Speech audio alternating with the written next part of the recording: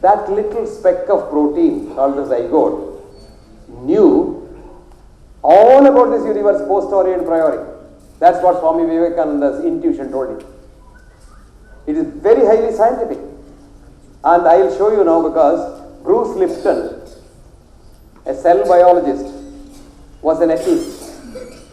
He was teaching in Wisconsin Medical School. And then when the electron microscope came, he wanted to study the cells live.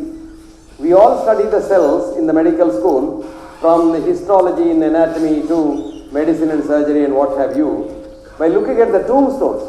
We take the cell, kill it, stain it, and then cut it, and then put it under the microscope. What are you seeing there? Dead cell. The tombstone, as I call them. So we study the tombstone and project that so-called knowledge onto the living cells. We say, oh, this is an abnormal cell. Mitosis plenty, must be cancer. Here is a Nobel laureate biologist who wrote this book in 1960, Introduction to Submolecular Biology. His name is Albert Zend Georgi, who writes, I quote, I don't know what science is, what cancer is. I can't understand, because a cancer cell works exactly like a normal cell. All that happens is cancer cell is a aimless, jobless, rowing cell. And what it does, I don't know. And I don't know how anybody can kill a cancer cell without concurrently killing the normal cells. From that in 1960 we have come to a level now, because 2-3 months ago I was inaugurated in the cancer conference in Bombay. I don't know why they called me. I said, why did you call me? Because you know my views. They said, exactly, that's the reason why we called you. I thought they called me to hit me, because there were about 1,500 cancer specialists, 500 of them from abroad. I told them exactly what I said. You are harming us more. I quoted one of the greatest cancer specialists, who was the Regius Professor of Medicine in London, Oxford actually, David Weatherall. David wrote in his book, the book's name is The Science of Medicine and Its Quiet Art. Remember, medicine is an art. What's art? Art is not just painting. Henry David Thoreau defined art as, I'm still going forward, because I like to be closer to the audience than father. But then they'll say, sound is not good. Is it okay now? Yeah. So, art is that which makes another man's day. Supposing you look at a painting, you look at the painting. Ah, what a painting. Ah, you have made that onlooker's day. Supposing you are a musician, like our invocation people. You listen to the music and say, what a beautiful thing. Or you have an as a speaker like B M Hegdesaheb, who very bad does. What a bad thing this is. You know, this is what happens. So, Henry David Thoreau rightly said, art is that which makes another man's day. And the art of medicine is that which makes the patient's day. Remember that. Our medicine for the future must be patient-centered and not textbook-centered or technology-centered. Today we doctors have degenerated to a level, many of the doctors in the audience will agree with me, I suppose. If you don't hit me. That we don't treat human beings now, we treat reports.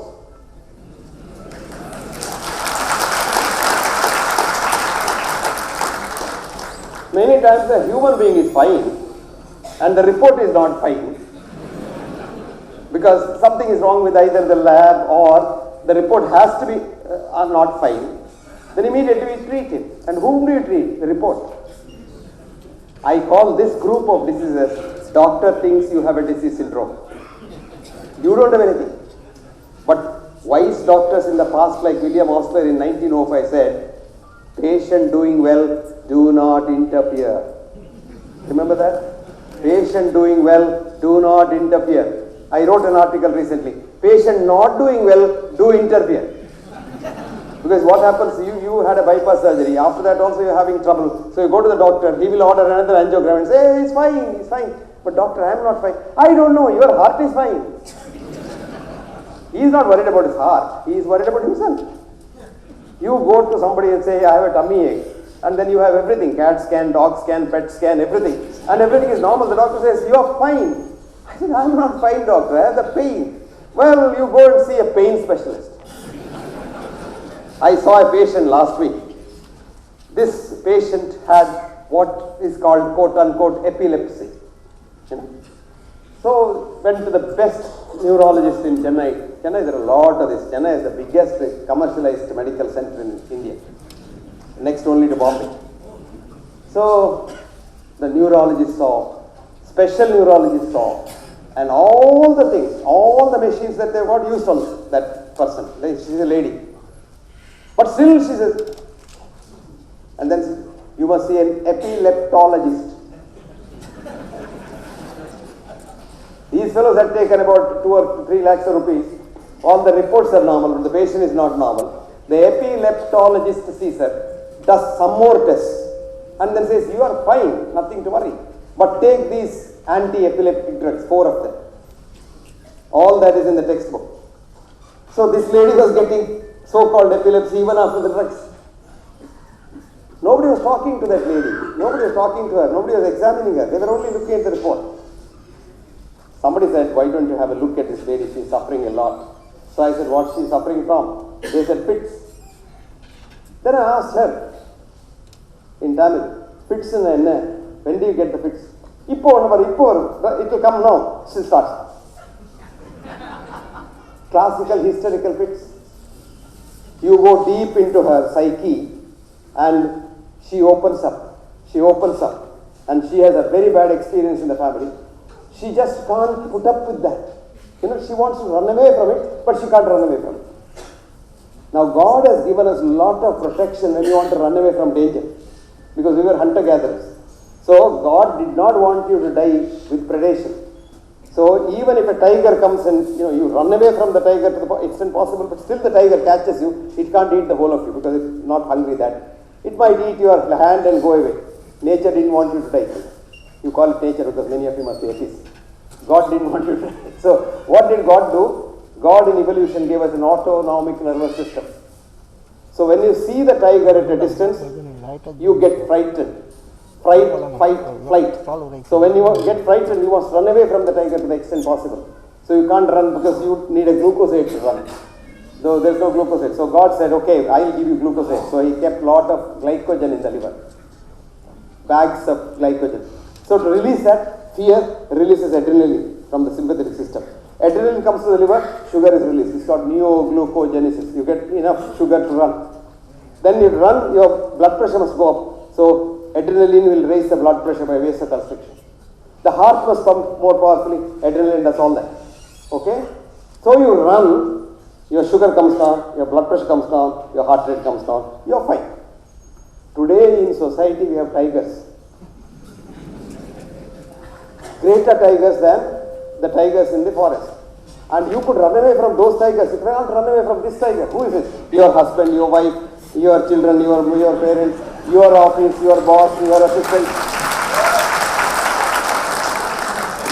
Now every day you see this tiger and you can't run away from the tiger. So what happens? Every day your blood sugar goes up, your blood pressure goes up, your heart rate goes up, and you can't run, so it doesn't come down. Did you get that? This is the cause of most of the so-called lifestyle diseases. You thought it's interesting, hilarious? No. Every word of what I said is not absolute scientific truth, 100% truth. You imagine this. In the olden days, you even cut your hand and the tiger took away your hand, you don't bleed much.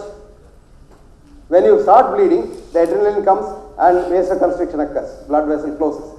The minute the blood vessel closes, clotting starts, clotting cascade starts. So it clots only when it's bleeding and you're fine. Now you would have bled a little and your blood pressure would have come down, so you may not get enough blood supply to the brain, but nature didn't want you to become unconscious. So it recirculates the blood. What blood is there goes to the brain and the heart and the kidney, and remaining muscles and skin get less blood.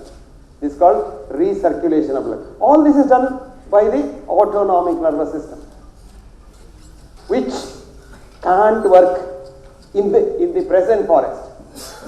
Unfortunately, culturally we have evolved from the forest to the civilization so-called, but genetically we have not evolved so much. In another 15 million years, if we still survive, we will probably be able to sit with the tiger and still have normal blood pressure. Right now you don't. And this is exactly our problem. Like for example, diabetes. Sugar goes up, goes up, goes up, goes up. then it remains up. Not only that, today what has happened? We have been having what is called a thrifty gene. A gene which evolved millions of years ago, because in the forest you're not assured of 3 meals a day or 5 meals a day. I already had 3 meals. That's why I'm saying that. And that kind of a thing was not there. You may get something today, you may not get for another day. So to do that, nature gave you 2 things. A, fat cells. It's like a bank locker. So you eat something extra on the day you get it, and something remains in the fat cells. On the bad days, it will come out. Today what happens? You get meals whether you like it or not, and you eat when you are not even hungry, and these fat cells get fed. And you don't need them at all. So you become very prosperous. Now we connect that with the disease. No, it's not the disease, it's the mind. That's all. So if you know that with the thrifty gene, you can't put yourself in a food plenty atmosphere. So the simple truth is, eat when you are hungry. Don't eat when you are not hungry. There's a Irish couplet which says, I eat when I am hungry, I drink when I am thirsty. If heavens don't fall down, I'll certainly live till I die. You get that? Which we don't follow. And we have to follow that. Now we come back and see, what is this mind we talk about a lot? Swamiji gave me a book, Mind, Body, Medicine. That is what we used to think. That is all changed now. There is nothing called mind and body, 2 things. Mind is body, body is mind. You are your mind. Human mind is the human body as an illusion. Human body is an illusion. I close my eyes, you don't exist. I open my eyes, your vibrations, that's what's called in quantum physics, the wave collapse. It collapses into matter and you become matter, because I can see you, a few photons leave you and hit my eyes, and the photons leave, you are there. I close my eyes, our ministry is not there. Did you get that point? So, but the mind is always there. Your mind. Now I like the minister so much that minister is in Timbuktu and I am here, we can communicate. You will be surprised. Manovega. Einstein was wrong. So sound is nothing. Light is nothing. This can go without loss of time from one place to another. That's called teleportation in quantum physics. Fascinating thing. We used to call it, our ancestors used to call it as telepathy. Supposing you want to talk to, let us say, your daughter in California, somewhere, and intensely you want to talk to her, sincerely, not for cheating or something good. Either your daughter calls you or you call her, or you get a message or an email or something like that within the next 10 minutes. And this is absolutely certain. That is teleportation. Supposing I pull out a gun, like the dum sound now. Now I am standing here, you think B M Hegdesaheb is a very nice man. You don't know I am rascal inside. I pull a gun and say, oh, I'll shoot all of you. The second that I show you the gun, all your underwears are wet. Our conventional science used to say, the eye sees the gun, then it goes into the posterior association area, from there to the autonomic, the endocrine system, and down to the bladder, and the urine comes. It takes time, no? No, there is a mind in the urine bladder also. And there is a mind in every cell of the human body. How many cells are there? 53 trillion. How much? 53 trillion. Good. How did you exactly 53? About 50 to 100 trillion. Remember your one cell? That one cell became 100 trillion cells over the years. And mind you, it's a fascinating machine. I have not been able to understand a wee bit of that machine. I am amazed at the machine. How many things happen? My God. Millions of biochemical reactions occur every second. And so many complicated things happen. Who has done that? Which doctor did it? Now, do you think if something goes wrong, you require an MD, FRC, PFRC, A, B, C, D, E, G to do that? No. Nature has provided a beautiful doctor inside. In every cell of yours, there is a doctor sitting there. He is a healer within. And that healer, we of course call in our Western language, in Latin, the immune system. So most of the time, if not all the time, your abnormalities are corrected by your own doctor.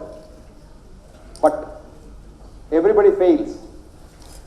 Except God, everyone fails. Everybody is fallible. Doctors are fallible. This doctor is also fallible. Sometimes he doesn't succeed. And then the body gives out a symptom. Says, okay, I have a headache. Remember, every symptom is important. Don't ignore a symptom. And then you must see a wise person who you call as a doctor.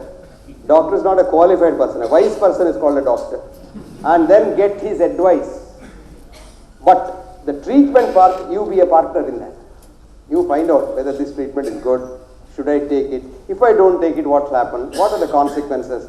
When once the patient becomes a partner, then only the treatment becomes sane. Otherwise, you dictate. In the olden days, doctor, you're God, do what you like. Whatever you say, I'll take. That's a good thing for us because that faith cures it. Not the medicine. Medicine doesn't cure nobody, but the faith cures. But today, people have become internet savvy. They will ask the doctor, see, in the internet I saw it's like this. Don't believe in the internet. Don't read health books. Mark Twain wrote long back, quote, do not read health books. You may die of a misprint, unquote. Half knowledge is very dangerous. Either you must know everything or don't know nothing. And here is one area I tell you, the old saying of my grandmother, ignorance is bliss. I don't want to know about disease at all. The minute you read about a disease, now a lot of medical students when they come and start reading a medical book in the beginning, muscle twitching, early sign of motor neuron disease. That's a sentence like that. So they start. Sir, motor neuron disease. What he has missed there is, a normal muscle twitching is normal, but a muscle which is completely wasted, if it twitches, it is motor neuron disease. That part he has left, the wasting, but sometimes he sees the wasting. If you imagine wasting, there is a wasting. And then he comes with motor, because motor neuron disease has no treatment, so he says, okay, the end has come. He is so young, he doesn't want to die. People don't want to die, I just console them. Dying, everybody should die. It's only cue.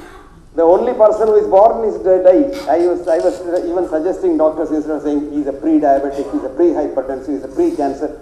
Why all that trouble? You call everybody pre-death syndrome, pre-death. Everyone born has got death, So you are a pre-death syndrome and have a medicine for that.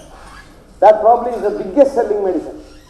Biggest than statin, because it can be put into the water pipe for everybody to drink. So pre-death syndrome.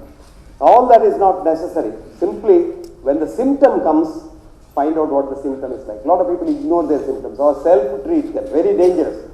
Or somebody asks his friend, he says, oh, my mother also had this and she took this tablet and I got a few of it. I'll give it to you. Don't do that. Because what the mother had and what you have may be totally different. Poles apart. Never ever take advice from people who don't. There are a lot of people giving free advice in India. We are so much interested in giving advice to others, not doing good to others, but giving advice to others, which many times does more harm than good. And this kind of a medicine is practiced in India for centuries. So don't trust that part. There are a lot of wise people here who will tell you what to do and what not to do. Again, take it with a pinch of salt. But you have a good doctor. And who is the best doctor? Your family doctor. Why? He knows you and he knows all about you. You go to a specialist like epileptologist. That person does not know about the other side of the brain. See, here was this brain specialist in Harvard. Her name is Jill Bolte Taylor. Write down her name and go to the Google and look at her YouTube. Jill Bolte Taylor was a neurobiologist in Harvard and a single person. She used to live alone and she was so hardworking, she was an obsessive. She was a workaholic. She'll get up at 7 o'clock, first thing is a shower and then go to the work laboratory in Harvard and come back only in the evening. One day she gets up, goes to the shower, opens the shower. And as the water started falling, her hand became paralyzed. Hand fell down. So she thought, oh, something is happening to me. She was just 42. Something is happening to me. So I better inform my people. So by the time she wanted to pick up the phone, her leg also became paralyzed. So she fell down into the water. But the phone got off the hook and was hanging there. In America, if you take the phone off the hook, it will ring in 911. So the ambulance came, she was picked up, she was deeply unconscious. She was taken to the hospital and she was operated for about Anna, I lecture phone. So she was taken off. She had about 12 hours surgery. It took her 8 years to recover completely. Now what had happened on the day, she had a massive bleed into her left brain. Huge bleed into her left brain, which compressed the brain and she became unconscious. But now she understands. When the bleeding was happening and she was becoming unconscious, she was so happy, so happy. She was one with the whole universe. And she lost the I and she became we. And she calls it, quote unquote, nirvana. And she then hypothesized how the right brain breathing in pranayama makes you tranquil. You want to love the whole world. You want to communicate with all your relatives. You communicate with them. And when the doctor started operating on her, she felt miserable. That was the time, the worst part of her life. So she now has left her job in Harvard, goes round the world telling people to do pranayama and stimulate the right brain with the left nostril breathing and get tranquil and improve their health. Jill Bolte Taylor. Even being a neurobiologist in Harvard, she didn't understand her own mind. That's the beauty of reductionist science that we all follow. Probably younger generation here might not know the difference between holistic science and reduction science. I'll tell you what. In holistic science, if you want to study chocolate, you want to eat the chocolate and feel how it is. Ask these kids how chocolate is. They are the best scientists. Yes. I always say, kids are the best scientists. You give your child, a young child, a toy. You would have paid about 2,000 rupees, 10,000 rupees for the toy. First few days, the child looks at it on site, appreciates it, keeps it very safely. Then it licks and see whether it is going to taste. Then after smells to see if it has a smell. If nothing happens on the fifth day, it breaks it. You feel so bad. You hit the child. But that's the child who is going to get a Nobel Prize. That is science, observation. And at the end of the day, you want to see what is in it. And that's the meaning of science today. Science in the olden days came from scire in Latin, which means knowledge. No, the Indo-American root of all English languages is Sanskrit. And in Sanskrit, science is ski, S-K-E.